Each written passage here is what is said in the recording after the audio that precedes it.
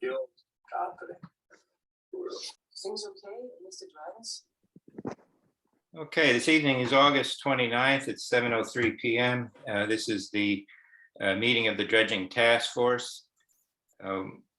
Let's start with announcements, open session, and public comments. Do we have any? Okay, hearing none, we'll move on to the administrative section, starting with roll call. So myself, Chris Allgaier, Skip Annette, Kevin Coakley, Kurt Felix. Will Sullivan can't join tonight. He went in sick. He's really under the weather.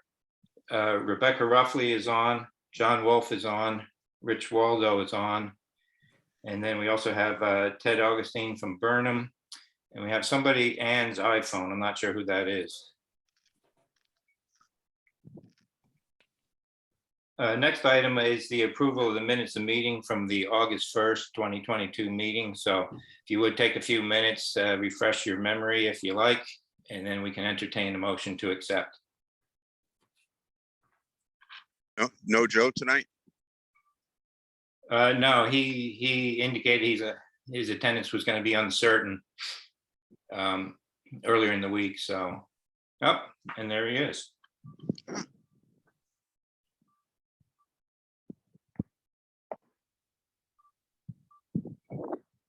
Joe, you on? Can you hear us? I am on. Okay. We just went through roll call, which we just now amended for you. And then we're in the review period, just a refresher on the minutes of meeting from August 1st. So Okay. you have not missed anything significant. And when people are ready, we'll entertain a motion to accept. I would move that we accept the minutes of August 1st. I second it. that. I'm sorry, who had the second? I did, Skip. Yep. Okay. Someone else just joined. I see an A. Is Alfred on? No, that's Ann Taylor. Oh, okay.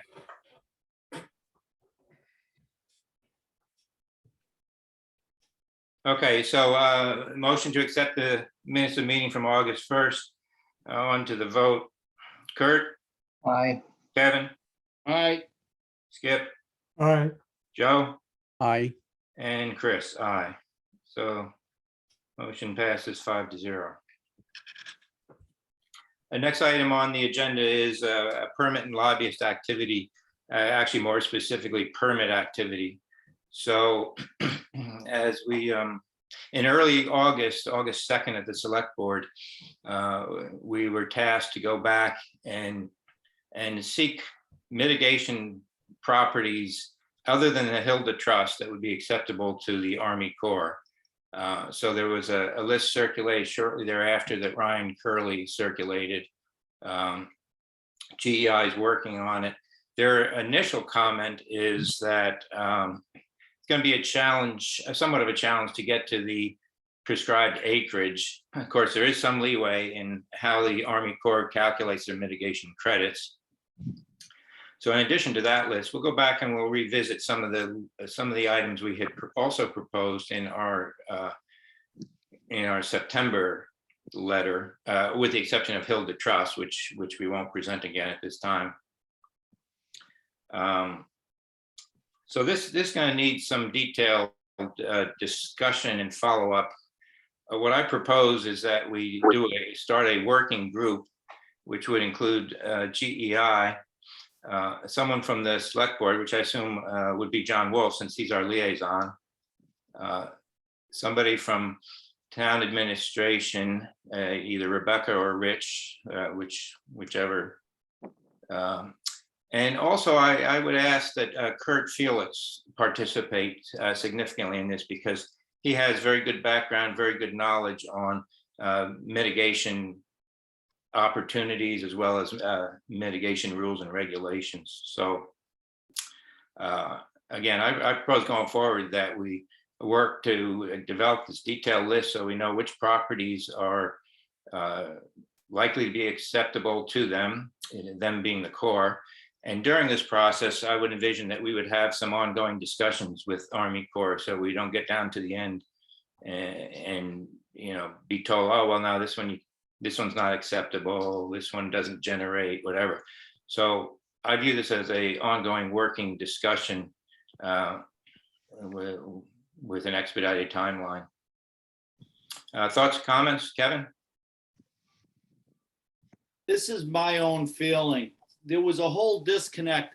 And again, I'm sort of losing the point of this committee because we had mitigation. We talked about it in September. There was a disconnect for a long period of time.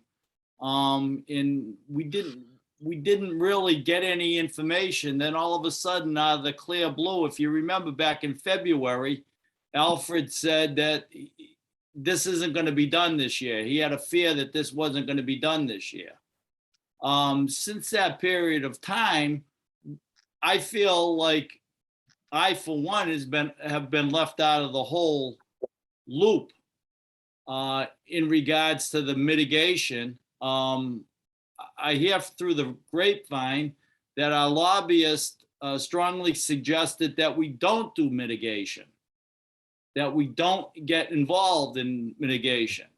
So again, I just want to know what our role as a committee if we have Will and the guy from the engineering outfit running the whole show, and we're not actually a part of the show. We're like the sideshow. Well, So- a couple of questions and responses. I've not heard anything vis-a-vis the lobbyists telling us not to mitigate. I mean, going back a year or so, a year and a half ago, we certainly would have preferred that we not have to mitigate. Of course, we certainly don't prefer paying the $14 million fee. Right. Permit. That's, I think that one goes without saying. I think we have unanimous agreement on that. And so that did take us down the mitigation path. In the spring of this year, the Army Corps showed an appetite and a potential acceptance for the Hilda Trust and one other property that would have generated sufficient credits to avoid any fees, any significant permit fees. And then just recently, the directive from the select board was no, don't submit the Hilda Trust. Find alternate properties, preferably those that have already been conveyed to the Conservation Trust in recent years, going back even to 2010, and see if the Army Corps would accept those as acceptable generators of mitigation credits. So that's how we got to where we are now. I understand that, but I don't feel like we've been involved in that, or I don't feel I've been involved in that. And I've been to pretty much every meeting. Yeah, well, the meetings have, And then the bids went out without them even acquiring a permit.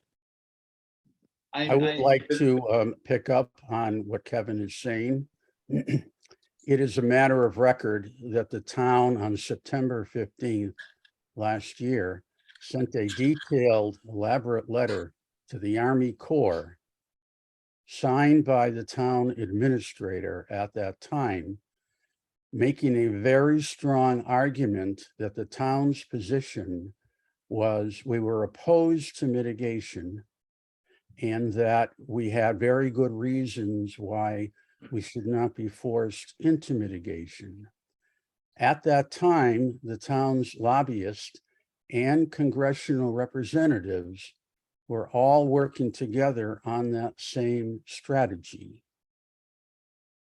well, An October 15th letter came in from the Army Corps stating that they were rejecting that plea by the town, that they were forcing us into mitigation. That was never shared with this committee. And it was not revealed by anyone in town government until our lobbyists appealed to the Army Corps in Washington, D.C. headquarters, and they revealed that letter to him in early January. So this committee has been kept out of the loop in conflict with its legal charge to pursue and manage all aspects of the dredging, has been kept out of the loop ever since then. Now, when the harbor master, who's not here tonight, has been designated as the town's representative in dealing with the Army Corps, would meet with this committee, we were given virtually no information. So what Kevin is saying is correct and is a matter of record. One has just to go back and look at the minutes of these meetings to find, what I'm saying here is accurate. Well, the other item, going back to September, and you're right, there was a letter from Charlie Sumner stating why we thought we shouldn't be, that we should have mitigation imposed upon us. And at approximately about that same time in September, within a week, there was also a very detailed letter essentially saying that,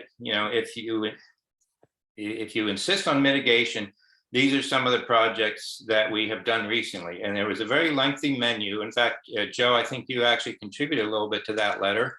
And certainly Ray contributed significantly to that. Ray, our lobbyist, as did other people on this. So back in the same time frame you described, there was very definitely detailed information on the letter. The drafts of those letters were shared with the members of this committee, as was the final submittal of it. So anyone who read that letter would know that mitigation was on the table. It was in concert with our lobbyist, and we provided an extensive list of potential candidates for mitigation credits. Again, I'm going to refer to the record. The letter you refer to indeed listed several mitigation possible projects. However, they were offered in the context that while our strategy was still opposed to mitigation, if you wanted to give us credit retroactively for some projects that we have started in the past and have been working on presently, please do so. So that letter, while it offered some projects retroactively, it did not alter the town's strategy of still being opposed to mitigation. And in the October 25th letter from the Army Corps, they state that they reviewed that and they rejected it. But also during that time, there was between September and certainly February, there were discussions with our lobbyists and our congressional delegation taking us down the path of mitigation, I believe in an attempt where everybody could walk away as a win-win. We, by virtue of generating mitigation credits with properties that we've already reserved and conserved, and the Corps, by virtue of not forcing us to pay $14 million for the permit. So we're really still on the same path, with the exception of the Hilda Trust is not available to try and generate those credits. And that takes us to finding alternate properties to generate mitigation credits. Chris, what I'm confused about, and I share Kevin's frustration and Joe's frustration with it, the fact that I think we were actively engaged in the first two rounds of dredging, and there was a change in how the Board of Selectmen wanted to manage this thing going forward. And it sort of feels like, and I don't want to point fingers, but it feels like the ball's been dropped a little bit, especially with regard to figuring out what we're going to do with this mitigation strategy. And at the end of the day, we're here now, and I don't feel like either the town or the committee understands what National Fish and Wildlife or National Marine Fisheries wants. And I don't feel like we've got a clear conduit. I don't know whether that conduit is through our consultant or whatever, but my biggest frustration is we put a great letter together and we just got a rejection without much discussion about why there was problems with things that were being offered. And then we get a subsequent piece of information that National Marine Fisheries is interested in looking at conservation properties as a means to potentially meet that mitigation requirement. But either way, I don't feel like we're getting very good information from the process to understand how to get this thing wrestled to the ground and get it over the finish line. I think that the town has substantial efforts underway in a variety of areas, whether it's Herring River, whether it's Mayo Creek, whether it's a variety of other things, conservation, et cetera. I don't think we've been adequately represented with National Marine Fisheries in terms of why those would be legitimate mitigation. I mean, the bottom line issue is that they're saying, the land itself that we're trying to dredge is now somehow, valuable resource, and it needs to look like salt marsh or some other high value resource. And the reality is it's not. And what we're offering is high value resource in the way of marsh and other projects apart from Hilda. So, John's trying to jump in here too, but I feel like it wouldn't be hard to get this over the finish line. We just need to have clear communications and discussions. And we'll go to John in a minute. And I agree with you. And that's why I think we need to change the process and make it an interactive exercise with Army Corps and Marine Fisheries. John, go ahead. Rebecca, if you could unmute John Wolf. Oh, I'm unmuted. I think. Oh, okay. Go ahead, John. Can you? Yep. I came into some information. I don't know if this is helpful or not, but last Tuesday there was a big shindig involving the Herring River Restoration Project, which got a big federal grant. So all the captains and kings showed up. Senator Warren and in particular, from my point of view, Congressman Keating. And I had not intended to engage the congressman in a discussion about this, but we've met a number of times in the past. You may recall I was, some years ago at the beginning of the permitting process or the fundraising process, I had reached out to him. And he volunteered the information that he and the congressional delegation were working on trying to get the Corps to recognize the need for this and the need to stop looking at this as some kind of pristine ground, and the mistaken notion that it's a productive flat and all this stuff that they saddled us with. And he seemed to think that there was some hope for getting them to see the light there. And sort of, as you put it earlier, let everybody walk away with that egg on their face and let this go ahead, this fall. He seemed to think that there was. John, could you detect what would be an appropriate next step for us to take? Should we go back through his office and coordinate?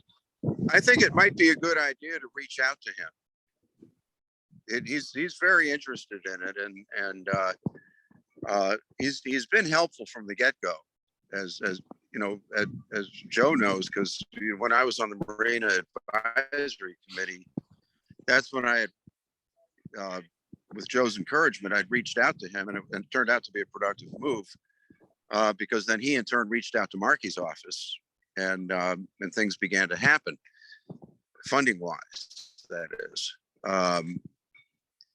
This is a stickier problem, but I think they're in a good position. They're probably in the best position to make something happen here, because they control the purse strings for the Corps. So, John, do you think it makes sense to keep that thread alive for you to, as a natural segue from your recent discussion, to go back to him and ask, okay, how do we put our pointy heads together and get this thing resolved, and take some additional guidance from him as to how that process should work? I hadn't thought to do that, but if the task force thinks that's appropriate, I'd be happy to do it. I'm wondering if that needs to also be brought up before the select board. since let me offer, John, this task force has an admirable record of success in getting the channel dredged at no cost to the town, at getting the inner harbor dredged. But the process that was used by this committee to make those achievements, as Kevin and Kurt have pointed out, has changed rather drastically. That we are no longer directly involved per our charge to formulate strategy and to have us address those issues, you know, as a task force who has all of the information at that time gleaned from all the sources and who has the negotiation experience to deal with these people. That has changed. You know, I understand, appreciate that not everybody, you know, has the experience that the task force and the prior one has in managing a $20 million dredging project. But the strategy that has been used recently is a huge change from what was used to make those achievements. It strikes me that the biggest change is in the lack of communication that occurred. Well, not only that, not only the flow of information having been cut off, but also the matter of who is going to represent the town. Who has the time and all of the input from the sources to represent the town with the lobbyist, with the congressional delegation, with the engineer. And I'll also comment on a comment you have made, John, and Alfred Pickard, who unfortunately is not here, is towns who go through this process do not rely on their engineer to represent the town. The engineer is paid $300,000 for technical advice, etc. But that hasn't been the case. And I think the town in the task force needs to re-examine that process of what brought us to success and what we are doing now. It's a very splintered approach. And in my experience in doing this for many years is that splintered approach, and the lobbyist has directly addressed this very bluntly. That splintered approach doesn't work. My concern, Joe, is I agree with a lot of what you're saying, Joe, but it's August 29th. We have bids in. In order for a bidder to come in and do this dredging this fall, we've got to get a permit.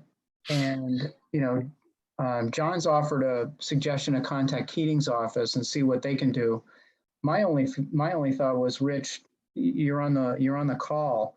As a town administrator, it would seem reasonable for somebody in administration, perhaps based on that information, to reach out and figure out, maybe find a roadmap, see what we can do, because we don't have any time.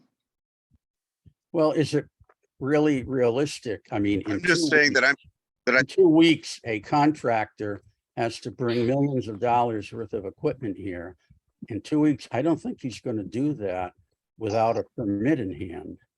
And also the issues about getting the Corps to accept certain things that the town have been working on retroactively. And those items may have to go before town meeting, may have to go before the Conservation Commission, and certainly would have to go through town council. And I don't think that's going to happen in 2 weeks. Well, ideally not. I mean, if the list. Yeah, I agree with Joe. The timeline on that is It's not realistic. We've learned that from history, Kurt.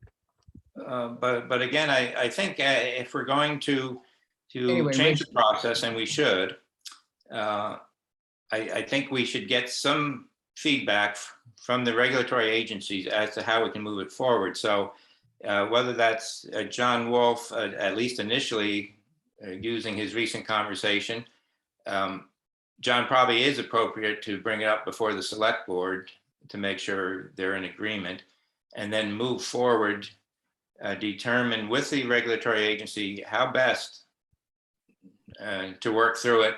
And I think that will give us guidance as to who the people should be that participate in that. Chris, I just have a slightly different view on it.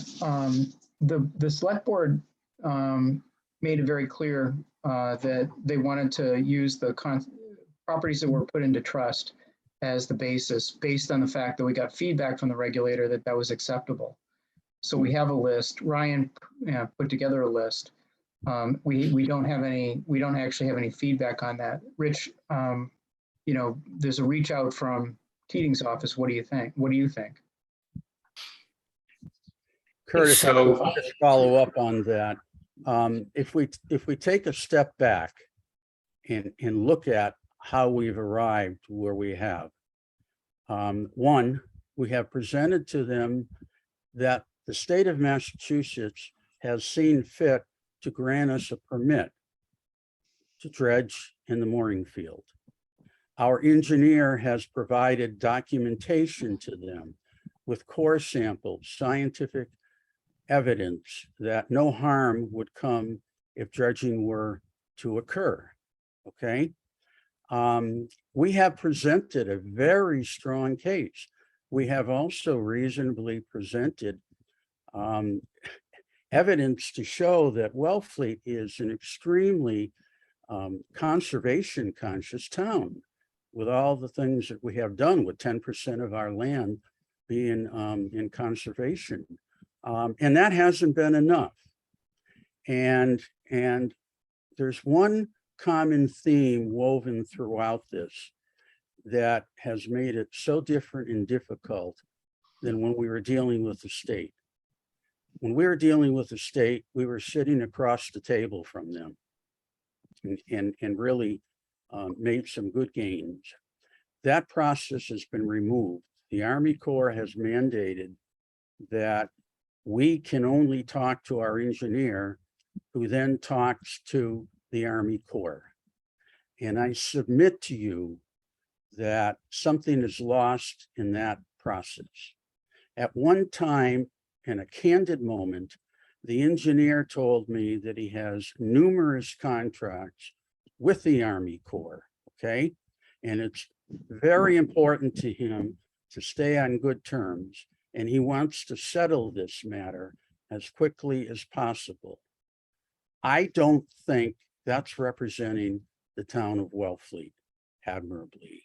I think we need to get to a point where we are at the table with the Army Corps. And that was a theme that we were working on a year ago with our lobbyists and our congressional delegation that has been lost. We have conceded that. And I think that was a major error. The lobbyist feels the same way. If we present to our congressional delegation, which I don't believe they know, that we are not allowed to have direct contact with the Army Corps, I think we may get some movement there. I'll go back a year and a half, when I got a year and a half to 2 years, when I got a call from our lobbyist who needed, things were happening in DC. He needed some technical information quickly. I immediately called our engineer, who was away on vacation. Given the urgency of it, I called the project manager at the Army Corps. He provided me with the information. I gave it to the lobbyist. Then he issued a strong complaint to the engineer that I had called him directly, representing the town, and that should not occur. So I was told by the engineer that nobody from the town should have direct contact, furthermore, with the Army Corps, that we need to go through the engineer. And I think that's a deeply flawed process that really needs to be addressed by the town with our congressional delegation led by our lobbyist.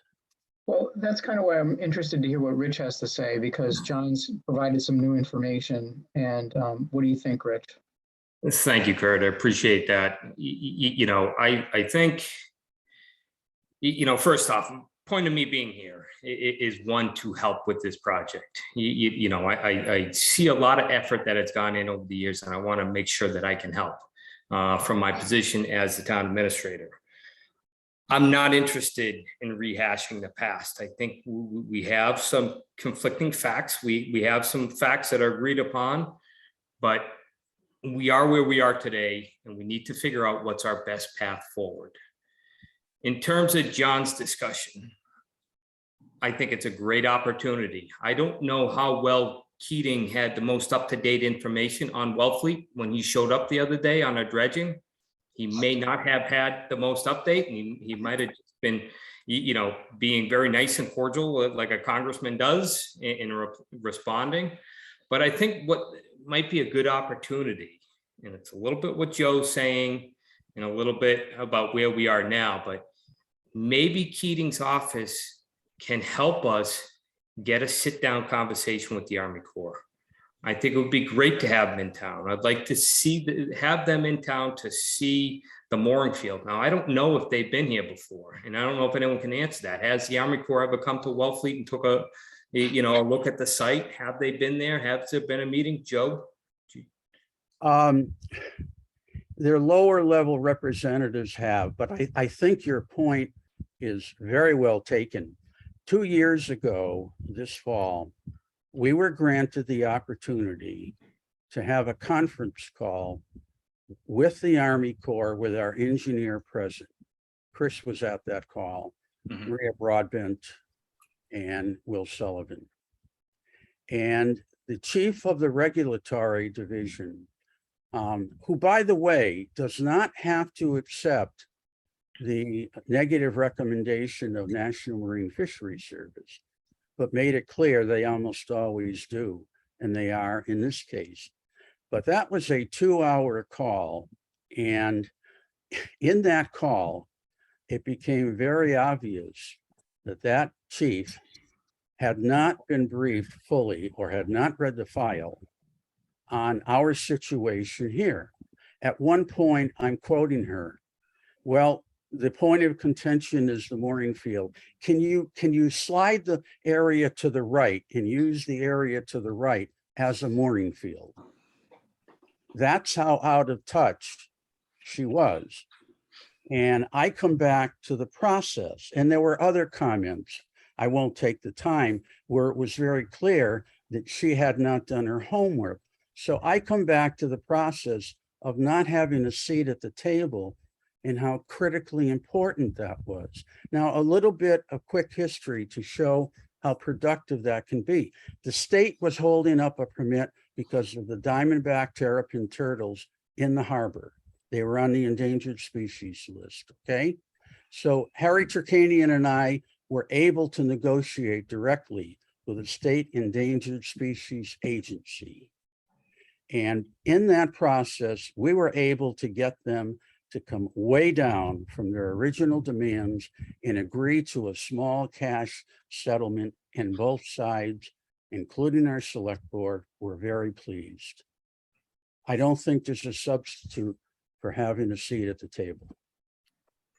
So right now we have, if I understand correctly, we have a request into the Army Corps of Engineers to use previous Conservation Trust land as a mitigation. And I think we're still waiting for a response on that.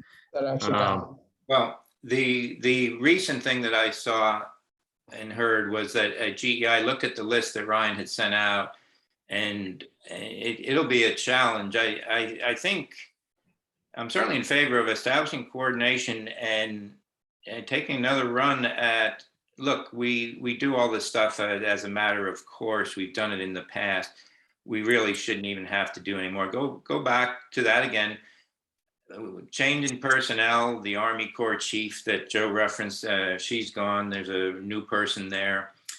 And you always wonder, without firsthand communication, you wonder how much people absorb and or how much of it gets filtered. So again, if we can schedule discussions, direct discussions with the appropriate Corps of Engineer people and have the appropriate people on our side there and essentially push the reset button and move forward on it, that would be my recommendation.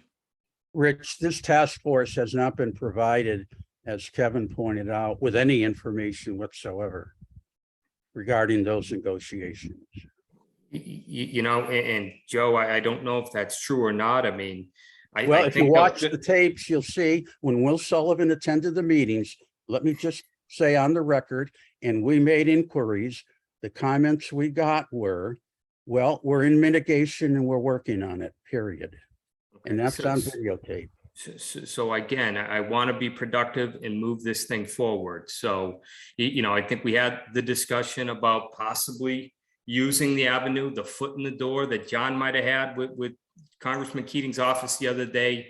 Maybe reach out to them, see if he can facilitate a meeting with the Army Corps in Wellfleet.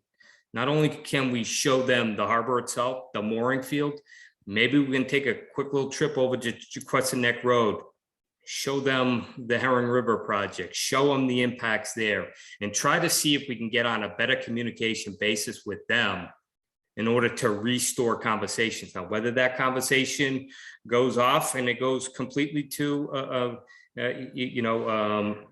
maintenance dredge, non-mitigation, maybe so, maybe it's a little of both, a little mitigation, a little maintenance, who knows, but at least get that conversation going with them in Wellfleet. I think it has some value there. I remember in Provincetown, we had the same problem. We had the wave attenuator. It was getting nowhere with the Army Corps of Engineers. It was just spinning the wheels. We weren't getting anywhere.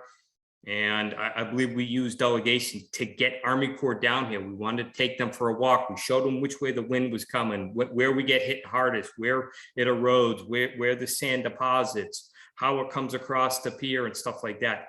It was just an eye-opening for them to see it in person, to be able for them to go back to that conversation. So if the words and the things aren't following the rank at the Army Corps and it's not getting to that supervisor, maybe that's the way we get to it. Maybe, invite them down. Rich, in the interest of not wanting to reinvent the wheel, when Harry Turkanian was the TA, we did that. The chief of the New England Division, the regulatory division, came here along with a project manager, spent an afternoon.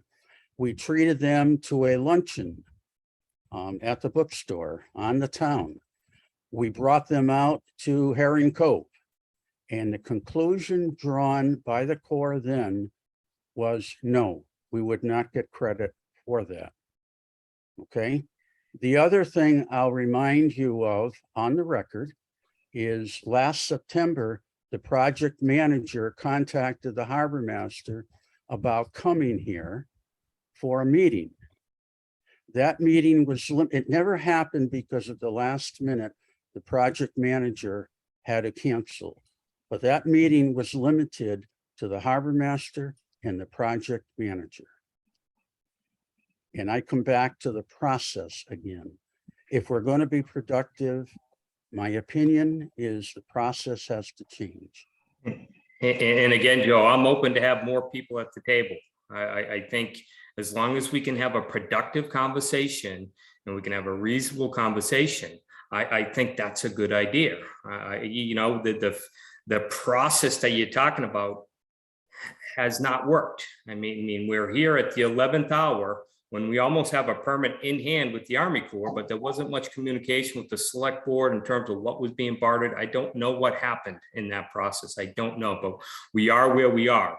And I'm willing to say that we should have more people to the table, people that can answer questions from many different angles. So if the Army Corps comes up with questions, a wide range of questions, we can answer them right there. We don't have to go back to them and say, let me follow up on that. Let me get you that information. So I think, Joe, if you could, find out who it is from the Army Corps that we want to get down here. What's the title? What's the position? Who it is? Let's try it again. Rich, I cannot do that. I have been removed from that process as a matter of record in the May 18th, 2021 Select Board meeting. The task force was removed and the harbor master in writing was told to be the only point strategy contact person. Now I'm going to refer you to a February memo from Rebecca Wellfleet to me, ordering me not to have contact with any of these players. And to quote that memo, the harbor master will, quote, filter down needed information to the dredging task force.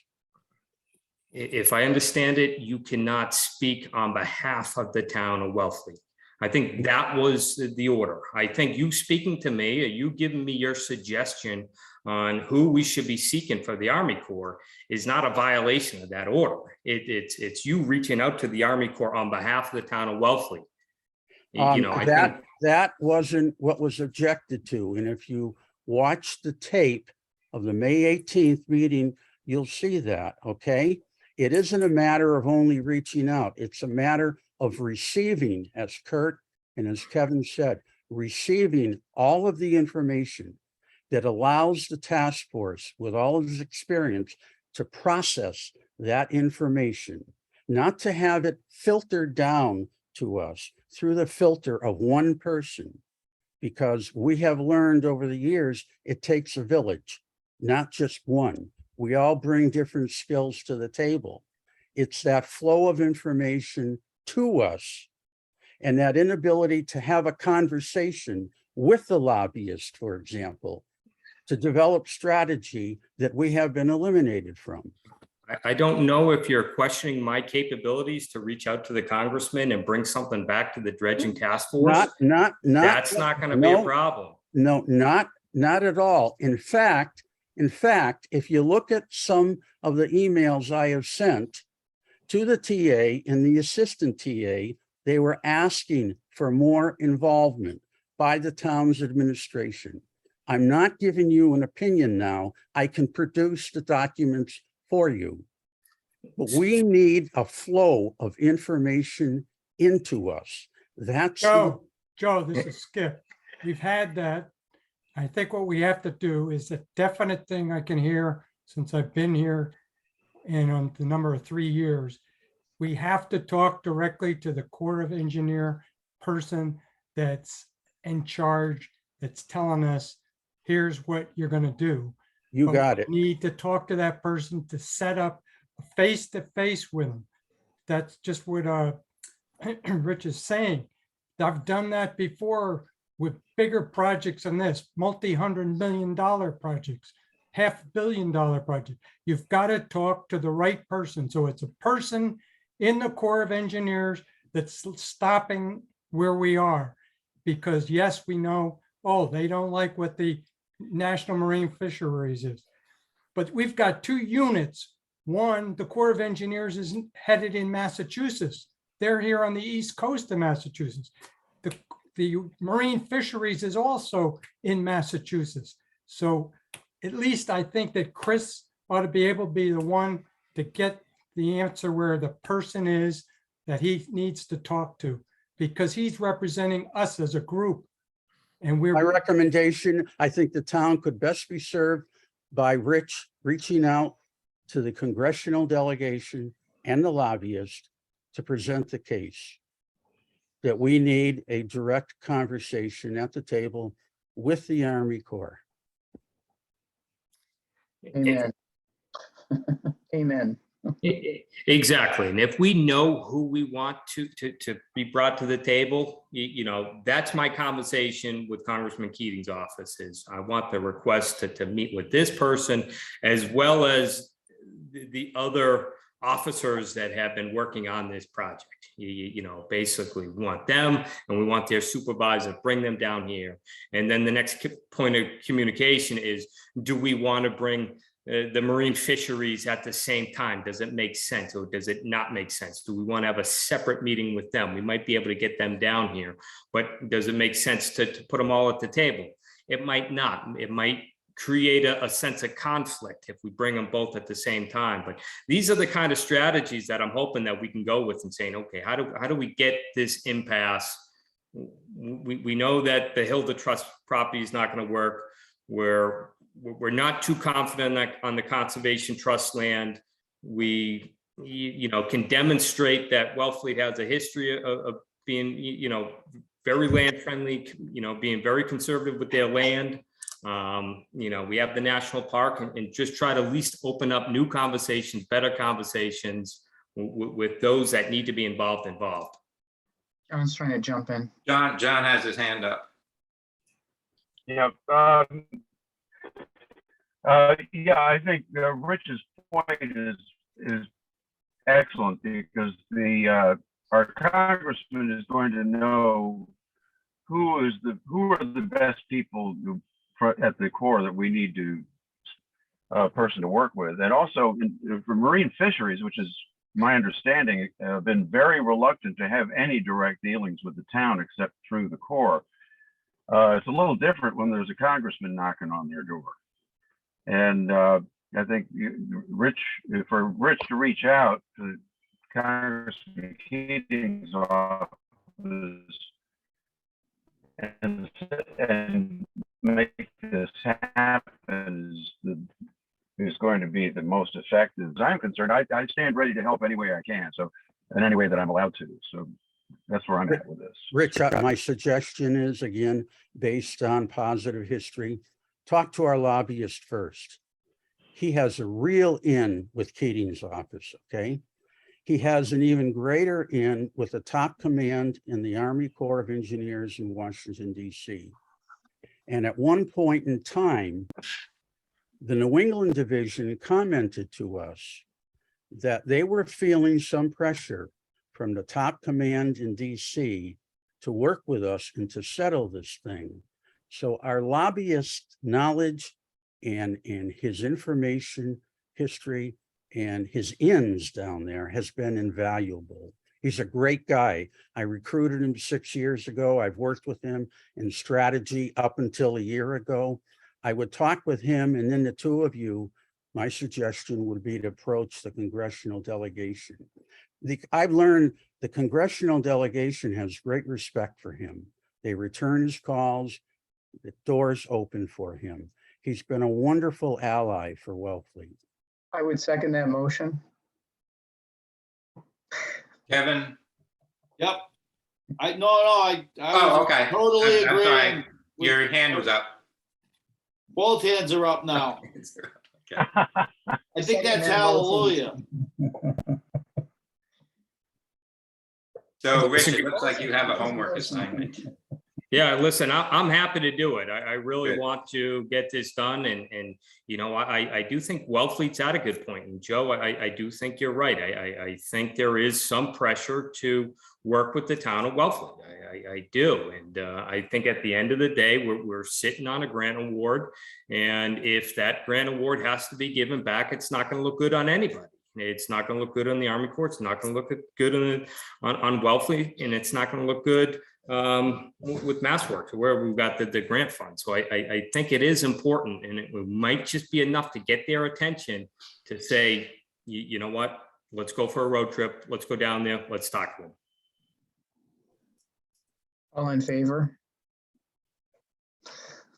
I would like to make a motion that the dredging task force recommends to the town administrator that he work directly with members of our congressional delegation and our lobbyists to pursue a strategy of allowing the town of Wellfleet to negotiate directly with the Army Corps of Engineers.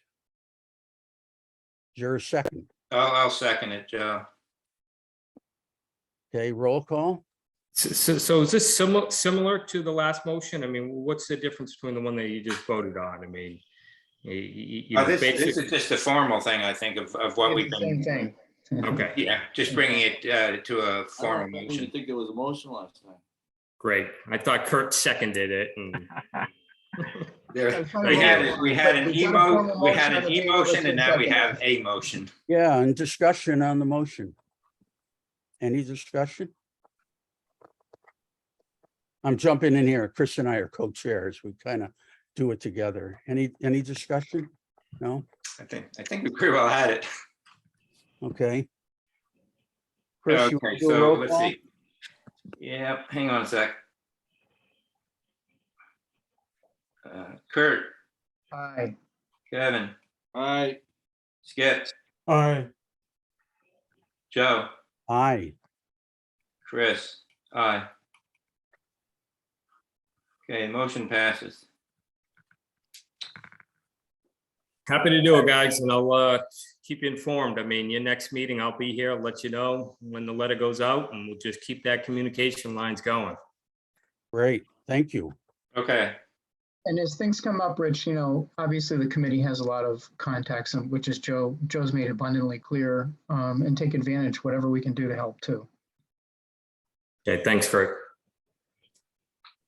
As one, as one voter pointed out a while back in town, the mud at the bottom of the mooring field is basically the same mud in the Inner Harbor.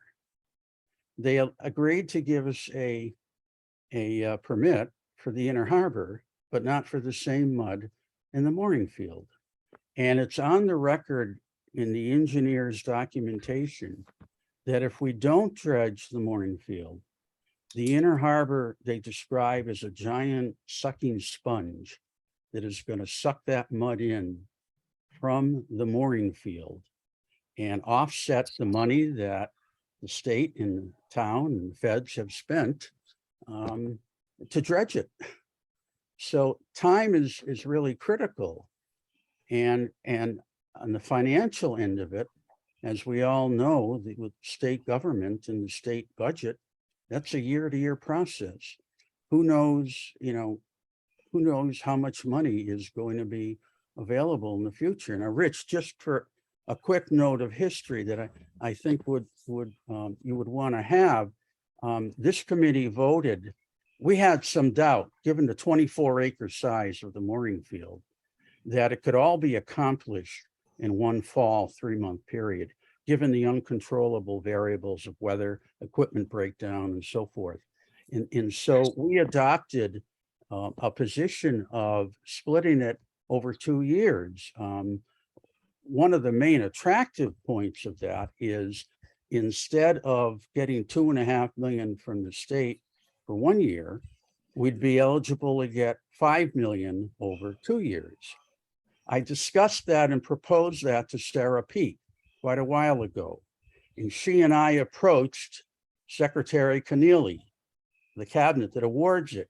And he was very positive and looked favorably upon that plan. But time is critical. As we can all share with you, it's a year-round process and every day is valuable. So we have a strong argument and documentation in our favor. It's not like we're going to them hat in hand. And I agree. I think we have a lot of strong points and maybe they just need to hear it a little more. I mean, 50 years ago, we didn't have a county dredge. We have a county dredge. It gives us a little more opportunity to do these maintenance dredges, but a community of 3,500 or 2,500 residents cannot fully fund the dredging of this project. And we seek opportunities for funding, and they didn't have that 30 years ago, 40 years ago. They have it now, and we're trying to seek those opportunities. And that's what we're going to try to relate to them is there's new opportunities now that allow us to dredge. And again, I think it's best to have them down here to see the mooring fields. Hopefully we can get them down here in September so they can see the boats still out there, that it's an active area. We rely on it, on our economy. We rely on those boats having a place to go for many reasons, and try to push that envelope and see what happens. Be great to get them here while those boats are still in. Yeah, there's two other and things. low tide. There's two other things to that as well. One is that the muck that's being pulled out actually has a nitrogen remediation benefit, mitigation benefit. So it's a big plus in terms of our water quality. So the idea that, you know, this dredge is somehow adverse is kind of crazy. And the other piece of it is the shellfish community has been clamoring to get that area dredged because it's overrunning their shellfish beds. So again, the idea that somehow this is, you Is that know, a pun? Is that a pun, Chris? Kurt, you're clamoring? I believe it was. intended. Yeah, I pun. even picked that up, Joe. But, Yeah. but anyway, it's a, you know, the shellfish community is saying this is hurting our shellfishing. So the idea that it's somehow helping or some pristine area, we've got a bunch of arguments that just fly in the face of what's going on. And I think it's just a matter of communication, Rich. So Yeah. And again, Don't part for- of our case, Rich, is the state of Massachusetts conducted a shellfish study 3 years ago, and they concluded that the greatest threat to shellfishing in the town of Wellfleet are not diseases like Vibrio, but the encroachment of the black mayonnaise. It's Custard, smuggling Joe, and custard. killing product. Yeah, and I think that needs there. What we don't have is we don't have the funding and we don't have the land for mitigation. So we need them to work with us. exactly. Thanks, Rich. Yeah, thanks, Rich, for Okay. stepping up. Move on the agenda. The Perfect. next item is 2022 dredging, which obviously goes hat in hand with the permit discussion we just had. So I don't have any additional discussion. It's all about permit at this point. Move on. Sure. The spreadsheet for the future long-term reduction in sedimentation. There really were no updates to that spreadsheet this time, so nothing significant. Although Kurt is working on something with respect to the Mayo Creek project, so that might be an appropriate update at this point, Kurt. Yeah, and I'll mention it for Rich's benefit as well, because it's not just the Herring River in terms of restoration, but you know, as you're aware, Jay and a number of other people have been working on moving the Mayo Creek. We put in a request to get on the IUP list and to advance the Mayo Creek project per an affirmative vote 2 years ago from the Board of Selectmen to pursue that project. And we're in the process of seeking Water Protection Trust funds for that project. So between Water Protection Trust and I'm drawing a blank on the other piece of it, but the two pots of money would go toward working on that project. That's about a 29-acre project, 25-acre project. It's almost the equivalent of the mooring field in terms of an offset. So the town is actively seeking funds to do that restoration. And we should know pretty quickly whether we're going to get an award, but the town's committed to the project as well. So, you know, it's just one more piece of the pie there. So Kurt, I saw that you had submitted that application. I thank you for that. I think procedurally, I'd like to maybe change things in the future on how we do it. I'm either the submission of the grant, basically it comes from administration. I think the question that I had most about that was this on a capital program? Has this ever, there's going to be a matching component to this. The SRF will fund maybe up to 50%, unless it goes over the $1 million threshold. Then it's only 25% current, accordingly right now. Has the select board, has finance committee seen this project before in terms of matching funds? Or when we go to present our budget next winter, are they going to be caught off guard on this project? No, the board of selectmen approved moving forward with the project, and town meeting voted 50,000 for engineering associated with the project as well. So both town meeting and the Board of Selectmen have approved moving forward with the project. And it's also part of the water quality program, the wastewater program. So it's, which the board also approved. So the board's approved this in multiple different ways to move forward on the Mayo Creek restoration as both a, water quality measure for wastewater and also as a restoration from the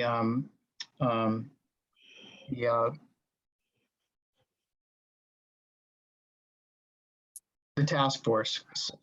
Okay. Well, I think It's been approved twice by the board, and town meetings voted the 50K for the engineering analysis.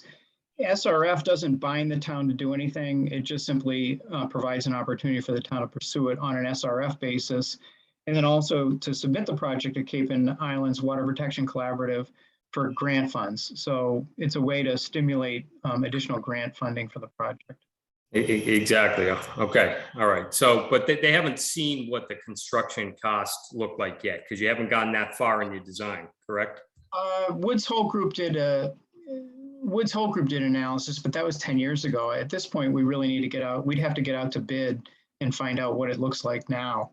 Obviously, construction costs have changed dramatically. So, Jay had done an estimation for the SRF application. Based on a review of recent bids that Truro had done for similar work. So that's what went into the SRF application. But, this is just, it's exploratory at this point to see what we can get for grant funds and also to see what the project costs would look like in terms of whether it would make sense. Well, and also to figure out what additional amount of money, if any, we would want to go to town meeting for in the spring. So, again, it doesn't commit the town to anything. It's trying to pull it all together to figure out where we can go with it. Yeah. So the timelines to get on the IUP for next February, get on the IUP, get on the Water Protection Fund, the Cape Cod Water Protection Fund, and then work to finalize a grant application, which I think is due in October, which will be October 2023 for the SRF. So it's your intention that this spring we will have a request before town body for the matching funds to the grant. Or let's just say the remaining cost of the project. If any, yeah. There's a couple other pots of money that we can pursue as well. Okay. Mass Works. If I could just follow up on that project. Quite a while back, the idea was raised about the possibility of giving the Army Corps and National Marine Fisheries a plot of land within Herring River to do their research. I had a lengthy conversation with Brian Carlstrom at the seashore. He acknowledged that there are a few federal agencies that are in line to do that, but he said, I must tell you, you're looking at years. I know you got to dredge now. You're looking at least 2 or 3 years to be involved in that very lengthy process of approval. Right. Okay. In terms of the project, Jay gave me the quick brief rundown of what that project is. I know the area, I'm familiar with the area, and it seems like there's a real need to improve on that culvert, I'll call it. Yeah, it's a huge impact on future dredging because the fact that that's a dysfunctional marsh means there's a huge amount of nutrient and a huge amount of vegetation that flows right into the harbor basin because that nutrient isn't used. So it actually accelerates the amount of dredging that we have to do. So it's a huge benefit also from a maintenance dredge standpoint to get that marsh back functioning and turn it back into functioning salt marsh. So it's a win-win-win-win-win. Anyway, that's what about Bakersfield? Is there any negativity there? one of the biggest things about that project is that there's a duckbill on the end of the pipe, comes out underneath the roadway. That duckbill prevents water from flowing out. So in other words, when we have 2 inches or more of rainfall, Woods Hole Group's analysis showed that it takes anywhere from 2 weeks to a month for that amount of water to flow out of that pipe because of the constriction of the ductbill. So there's a huge flooding problem because of the ductbill. If you get rid of the ductbill and change it to a self-regulating tide gate, you can get full flush, and then you can also better protect the causeway from a storm surge event. So there's just a variety of different elements from a safety and accommodation standpoint and protection of upland homeowners that goes along with changing that culvert. In addition to all the other stuff, the dredging, the nutrient remediation, et cetera, et cetera, et cetera. It's like, this is a no-brainer. I love that it's all tying in together. I mean, all these It's all tying projects, together. they have like a little link to the next one, which is great. Yeah. Okay, move on to the next item, which is the sand shoaling at the end of the breakwater. And again, we're ready to go out with an RFP soliciting bids and pricing to do engineering drawings and permit applications. So we just need to freshen up the dates that we're going to issue it. And once we do that, we can freshen up the due date that we want the bids back. So Rebecca, if you have time this week, I can catch up with you and we can update those dates for whatever you think is appropriate. It's gonna have to be next week because I'm off Wednesday, Thursday, Friday, but next week, definitely. I'll Okay. email you tomorrow. We can make an appointment. Okay. And that's the last item on the agenda.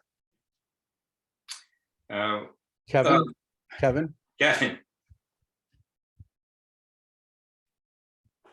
he's on mute, I think. Kevin, we can't hear you. I'm sorry. Is the county dredge going to be used for that?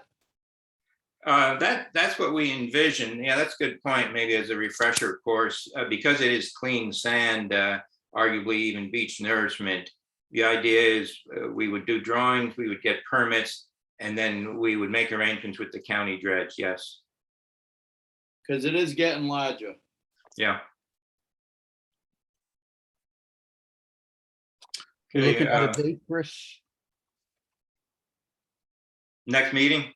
Yeah, Okay. If we stay with Mondays in September, we have the 19th and or the 26th. Any preference on that? either I one. may, Good. I'm sorry, go ahead, Joe. John? I may have a conflict. I'm expecting my grandson to make his appearance on the world stage on the 16th. So I don't know what what my life is going to be like right around then. But Yeah. Is that his juggling act, John? yeah, What do you want to but go with? Want to go with that should be 26? the least of your considerations. Yeah, I mean, my concern is that, with any luck, Rich will have some feedback. And, if we don't have some affirmative action by, probably in the next couple of weeks, we're going to miss the dredging window. Advocating for the 19th, Kurt? Yeah. I'll be there if I can. Okay. It's a Zoom meeting, John. You can bring them along. That's true. That's right. That's right. I can do it from anywhere. Okay, so we'll go with the 19th. That takes us to a motion to adjourn. Someone would like to make that motion? So moved. Who's that, Kurt? Yes. Second? Aye, Skip.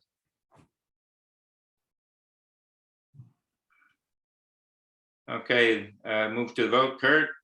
Aye. Kevin? I Skip? Aye. Joe? Aye. And Chris, aye. And so This meeting is adjourned at approximately 8:12. Thank you, everyone. Thank you, everybody. Nice to meet you guys. Yep, thanks, Rich.